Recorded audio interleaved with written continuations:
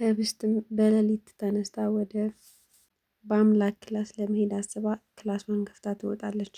በዛን ሰዓት ፊት ለፊት እንግዲህ ታፈሱን ታገኛታለች። እሷም እንግዲህ እኔ የምልሽ በዚህ በሌሊት ወዴት እየሄድሽ ነው? ምን ትሰሪያለሽ? ትላታለች። ህብስትም አያገባሽም፣ አይመለከትሽም፣ ደግሞ ሽንት ቤት ሊሄድ ነው ስትላትም በአምላክ ክፍል ነው እንደምትጸጸችው ብላ ትላታለች ማለት ነው። ህብስትም እንግዲህ አይመለከትሽም፣ እንደውም ምን አገባሽ የትስ ብሄድ ብላም መጮህ ትጀምራለች። እሷም እንግዲህ እንደማይመለከተኝማ እንዴት እንደሆነ አሳይሻለሁ፣ ለትዬ በእግርሽ ቆመሽ እየሄድሽ እንደሆነና በሌሊት በአምላክ ክፍል እየሄድሽ እንደሆነ ትናገርብሽ፣ ከዛ በኋላ ይገባሻል ትላታለች። እሷም በጩኸት አይመለከትሽም እያለች በምጮህበት ሰዓት በአምላክ ከክላሱ ይወጣና ይመጣል። ወዴት እየሄድሽ ነው በዚህ ሌሊት ሲላትም ቀደም ብላ ታፈሱ እንዲህ ወደ አንተ ክላስ እየመጣች ነው ትለዋለች። እሱም እንግዲህ ወደ እኔ እየመጣች ነው እንዴ ይልና ይህን ጉዳይ ታፈሱ እንደሰማች ይገባዋል። እናም እንግዲህ ወደ ክላሷ ካስገባት በኋላ ህብስትን ታፈሱን ሄዶ ይህን ነገር ለእህቱ እንዳትናገርበት ያስጠነቅቃታል። እናም እሷም እየተሽኮረመመች አንተ እንዳልክ ይሁና፣ አንተ ይህን ሚስጥር እንዳሰማ ከፈለግ ችግር የለውም እኔ አልናገርም ለእህትህ ስትለውም ነበር። እሱም እንግዲህ ማሽኮረመሙን ቀጥሎ አዎ በሌሊት ህብስትን ወደ እኔ ክላስ ልትሄድ እንደነበርና በእግሯ እንደቆመች ለእህቴ እንዳትናገሪ ሲለም ለታፈሱ ያስጠነቅቃታል። ታፈሱም እንግዲህ እሺ እኔ የአንተን ሚስጥር ጠባቂ ነኝ ብላ ዝም ትላለች ማለት ነው። እንደማትናገርም ትነግረዋለች ለእሱ ማለት ነው። እሱም እንግዲህ ያን ካሳመነ በኋላ ይመለሳል ማለት ነው። ዛሬ ትምህርት ቤትም ሆነ የትም ቦታ መሄድ አልፈልግም ብለው ነበረ። ግን ደግሞ እሱ ጓደኛቸው አብነት ጋር መሄድ እንደነበረባቸው ሲያስብ በቃ ተዘጋጅ ብሎ ይዟት ይወጣል ማለት ነው። ሳሎንም እንግዲህ እንጀራ እናታቸውና አባቷ ተቀምጠው ነበረ እና እሱም ይዟት ሊወጣ እንደነበረ ልወጣ ነው ትላቸዋለች ማለት ነው። እሷም እንግዲህ ቁርስ በልታችሁ ሂዱ አይሻልም ስትላትም እሺ ብላ አባትየውም ሀሳብ ተስማምታ ቁርስ በልተው እንዲሄዱ ይነጋገራሉ። ግን ደግሞ አይ መሄድ ፈልገው ስለነበረ እንዲሄዱ ፍቃድ ይጠይቁና አባትየውም እናትየዋም እሺ ሂዱ ብለው ይፈቅዱላቸውና መንገድ ይቀጥላሉ ማለት ነው። በመንገድ ላይ እየሄዱ እያሉ ሳታውቂው እኮ በውርደር ረጅም መንገድ ተጓዝሽ፣ ስለዚህ ይበቃሻል፣ ይለምድብሽና ጭንቅላትሽ እምቢ ይልሻል፣ በይ ውረጂ ይልና ከውርደር ላይ አውርዶ በእግሯ ያስኬዳታል ማለት ነው። ብቻ የሆነ አብረው የሚሰሩት ነገር እንዳለ ያሳያል። ምክንያቱም ህብስት ሁለ ነገሯን ተነጥቃ ማንንም አታምንም። እዚህ ቤት ውስጥ ማንም እንደሌላት ብዙ ጊዜ ተደብቀው ሲያወሩ ሰምታችኋለች። ብዙ ጊዜ በተደጋጋሚ በአምላክም የአባቷ ገዳይ እንደሆነ ሰምታለች። ግን ደግሞ ሙሉ በሙሉ ስላላመነችበት እውነትም ነው ብላ ስለማታሰብ ብቻ በሁለት ልብ እየተጠራጠረች ወደ ጓደኛቸው ጋር ወደ አብነት ቤት ይሄዳሉ። አብነትን በስልክ እያወራው ስለነበረ ዶክሜንቱ ትንሽ ከበድ ይላል። ብቻ ግን እንደምንም ብዬ አዳሬን ስናውዝ አድሬ ያስተካክለዋለሁ እና የዓለምም ሴራ አይሳካለትም። እሷ ህብስት ማለት በትንሹ የምትሸወድ አይነት ልጅ አይደለችም። ያም ሆነ ይህ ግን ከባድ ቢሆንም አስተካክለዋለሁ እያለ ለማምላክም ሲያበስረው ነበር። እሷ ግን ደንዝዛ በማምላክ ፍቅር የለችም ነበር በሀሳብ ተውጣ። እሱም እኔ የምልሽ ሴትዮ የት ነው ግን ጭልጥ ብለሽ ሄድሽው? እባክሽን እኔ እኮ በአንቺ ጉዳይ ነው አዳሬን እንቅልፍ አጥቼ ያደርጉት ሲላትም ነበር። ህብስትም ነቅታ ምን አልከኝ አናገርከኝ እያለች ተደነባብራ ጸጥ ትለዋለች። እናም በአምላክ በቃ ተጫወቱ፣ እኔ አባቴና ስላለኝ ቤት ደርሼ ልመለስ ይላቸዋል። እነሱም እንግዲህ ቁርሳቸውን አዘው ይበላሉ ማለት ነው። በአምላክም በትዕዛዙ መሰረት አባቱ ጋር ይሄዳል።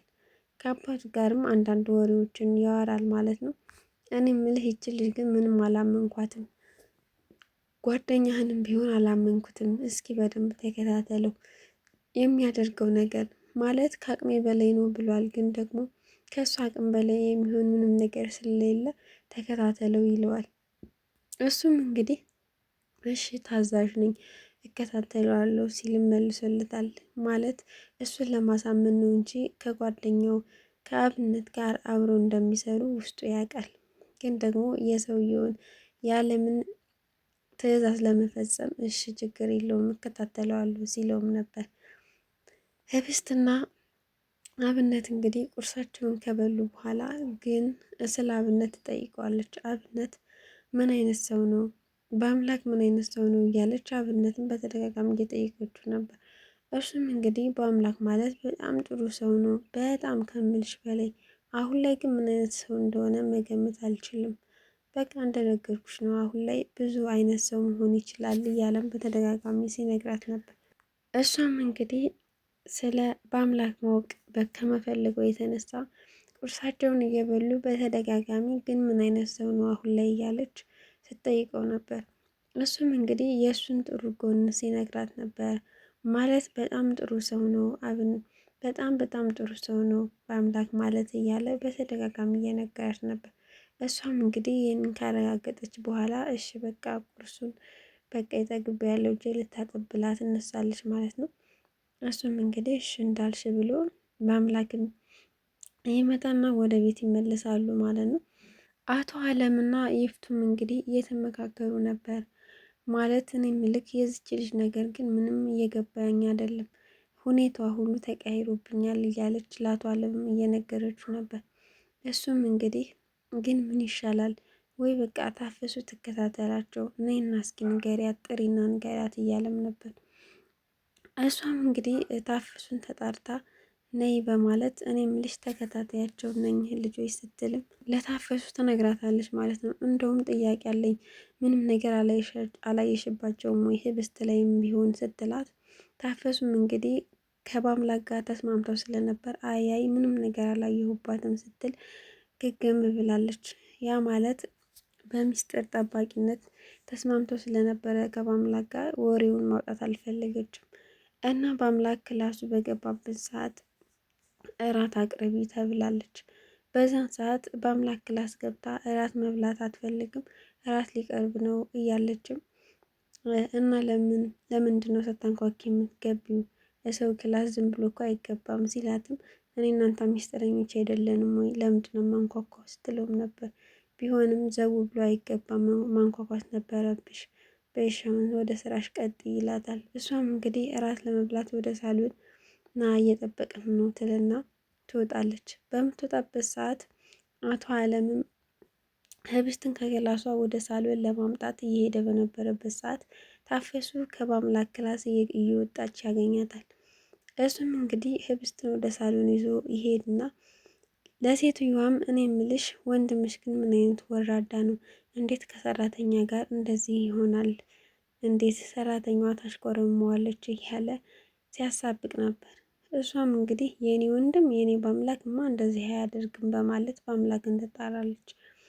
እሷም እንግዲህ ህብስት እኔ ወደ ክላሴ መግባት እፈልጋለሁ ትልና ወደ ክላሷ ይመልሳታል ማለት ነው እንጀራ አባቷ። እሱም እንግዲህ ምን ነው ለምን ፈለግሽኝ ሲላትም እኔም ለአንድ ጥያቄ ልጠይቅ ነበረ ስትለውም ስለ ስራ ጉዳይ ከሆነ ማውራት አልፈልግም ይልና ትቷት ይገባል ማለት ነው። በአምላክም እንግዲህ ህብስት ክላስ ይገባና እኔ ምልሽ እንደዚህ በቢጃማ አትሁኝ ብዬ ስንት ጊዜ ልንገርሽ ሲላትም እሷም እንግዲህ ሌሊት እኮ ነው በዛ ላይ ያለውት ክላሴ ነው ብላ ታዋት ትመልስለታለች። እናም አንዳንድ ነገር እያወራችሁ እኔ እኮ አንተን አላምንም፣ አንተንም ሆነ ሁሉንም ቤተሰቦችን አላምናችሁም፣ በጣም ነው የምፈራችሁ። በዛ ላይ ብላ ልታወራ ስትል የአባቴ ገዳይ ነህ ልትይኝ ነው አይደል? እስኪ አንቺ እንኳን እመኝኝ እኔ በንጹህ አንቺ ንጹህ ነሽ፣ ንጹህ ሰው ነሽ አውቃለሁኝ። ግን አንቺ እንኳን እስኪ እመኝኝ ሁሉም እኔ እንደገደልኩት አድርገው ነው የሚያስቡት። ግን አንቺ ካልተረዳሽኝ ማን ሊረዳኝ ይችላል? እኔ ጫፉን አልነካሁትም። ደግሞ አባትሽ እንደሆነ በቅርቡ ነው ያወቅኩት ሲልም መልሶላታል። በዛን ሰዓት ታፈሱ በር ላይ ቆማ እያዳመጠች ስለነበረ ልክ በአምላክ በሩን ከፍቶ ሊወጣ ሲል ታፈሱን በር ላይ ያገኛታል። ሁሉን ነገር ሰምታቸው ነበረ። እንዴ እኔም ልክ አንተ ነፍሰ ገዳይ ነህ እንዴ እያለችም ነበር። ታፈሱ ብዙ ሚስጥር ሰምታባቸዋለች። ህብስትም የአቶ አለም ልጅ እንዳልሆነችም ታውቃለች። ብቻ እየተንተባተበች በአምላክም አፋጣ ይዘዋለች። ታፈሱ በቀጣይ ይህንን ሚስጥር ለማን ትናገራለች የሚለውን በቀጣይ የምናይ ይሆናል። ሰላም ውድና የተከበራችሁ ቤተሰቦቼ በያላችሁበት ሰላማችሁ ይብዛልኝ። ላይክ፣ ሸር፣ ሰብስክራይብ ያደረጋችሁ አበረታቱኝ ቤተሰብ